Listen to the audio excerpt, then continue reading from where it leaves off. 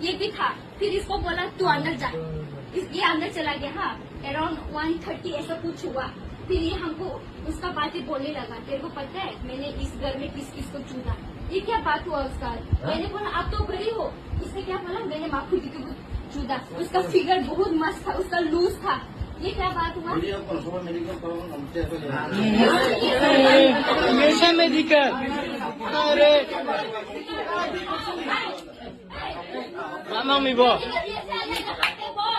शर्म नहीं आता ये सब बात को? क्या रुको, एक गलती है, हम एक गलती है, छोड़ने के लिए आते हैं।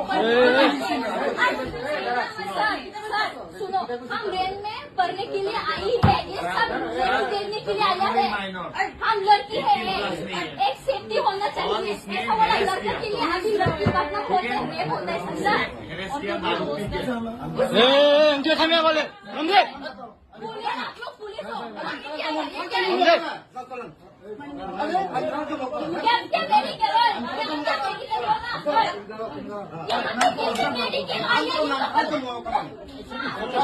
और आता तो ले ली